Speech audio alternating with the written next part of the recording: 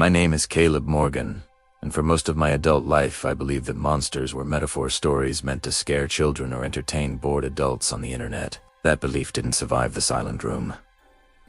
I used to be a regular guy, a quiet person. I worked in building maintenance at a university in Washington State. It was a job that suited me. Late night shifts, empty hallways, soft lights, and the calm hum of the heating vents. I liked routine.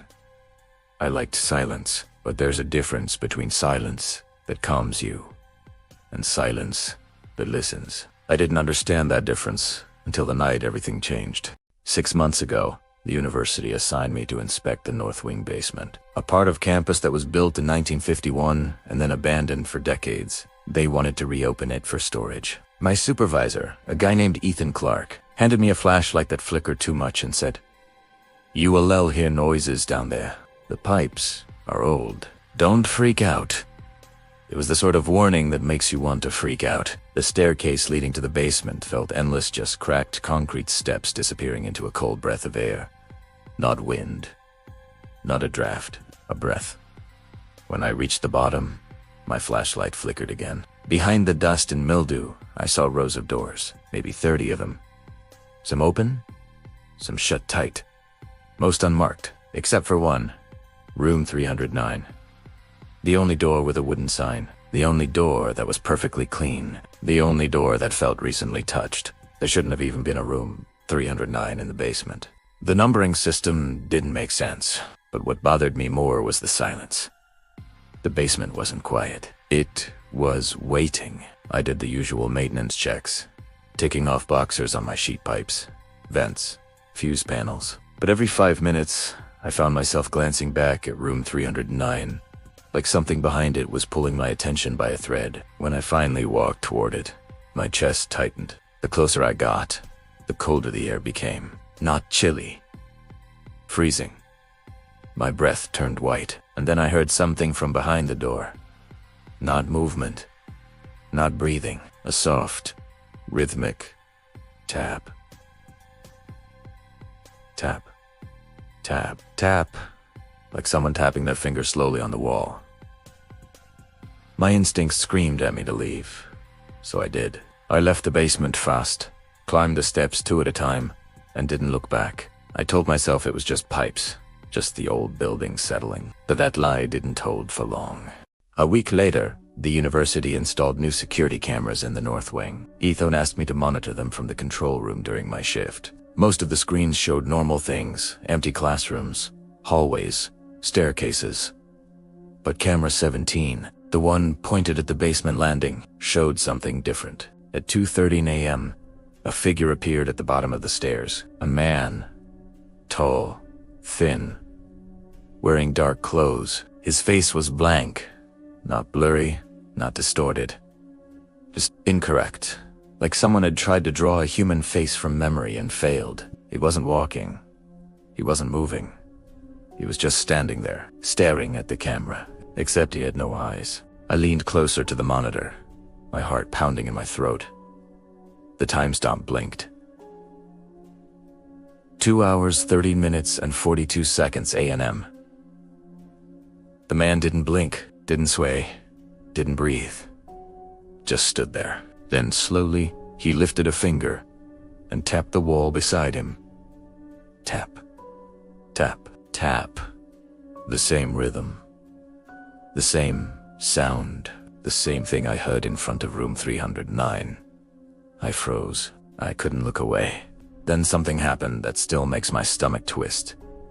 The man tilted his head, slightly, as if he somehow knew I was watching him. I slammed the monitor off and ran out of the control room. That night was the beginning of everything. The next night, I cornered Ethan in the maintenance office. Who had access to room 309 before me? I asked. He looked up from his clipboard, annoyed. Why? There was someone down there. A man. Ethan's expression dropped, not fear, not confusion. Just a slow annoyance. Like I'd said something inconvenient. "Caleb," he sighed. "Don't tell me you went near that room." "Why? What's in there?" He looked at the floor, then at the ceiling. 10 at T will anywhere but at me. It's not a room you should be messing with. That wing has history. Bad history. What kind of history? He hesitated, then opened a drawer and pulled out an old manila folder. Inside it were reports dated from the early 1970s, incident logs, handwritten notes, and a faded black and white photograph. The photo showed a group of research staff standing in front of room 309, all smiling, all proud, except for one man, a man in the back row who looked wrong. Tall, narrow shoulders, a face with no clear expression, and behind him the wall bore marks. 3 small dents, evenly spaced. Tap. Tap. Tap. Tap. My skin crawled. What happened to them? I whispered. Ethan shut the folder. They disappeared. All of them. Same week. Room 309 was sealed. Nobody goes down there anymore. But I heard tapping. He didn't let me finish. Caleb, whatever you think you heard, forget it. 309 stays closed, and you stay away from the basement. He left the room, slamming the door behind him, but it was already too late. 2 nights later, at 2:13 a.m., the same minute as before the camera feed flickered. Camera 17 switched from the stair landing to the basement hallway to room 309. The door was open, wide open. I swallowed hard. My hand shook as I reached toward the zoom control. The camera moved closer. Inside room 309 was nothing, just an empty concrete room with peeling paint. But then, slowly a shadow slid into view. A tall silhouette, with impossible proportions, its head brushing the ceiling. The same man, except now, he moved. Not walking, gliding, like his feet didn't belong on the floor. He stopped directly in front of the camera and lifted his hand. He tapped the wall. Tap, tap, tap. The lights in the control room flickered. The temperature dropped so fast my breath fogged the air. I stood up, ready to run. But something stopped me. The camera feed changed on its own. Now it showed the hallway outside the control room. Then the stairwell. Then the 3rd floor. Then the 2nd floor. It was showing me something coming, floor by floor, heading upward, toward me. My entire body locked. My mind screamed to run, but I couldn't move. The camera switched again. This time, it showed the control room door. A tall shadow appeared outside it. The handle began to turn. Slowly. Softly. Click. I backed away until I hit the opposite wall. The door creaked open by an inch. Then 2. Then a janitor walked in. Just a regular janitor. Whoa. He laughed awkwardly. Didn't mean to scare you, man. I collapsed to the floor, shaking.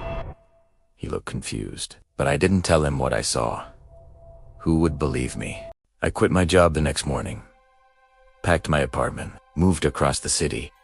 I thought it was over, but fear has a way of finding you again. 1 month later, I was lying in bed when I heard it. Tap, tap, tap. Exactly the same rhythm. I sat up slowly. The tapping grew louder, closer.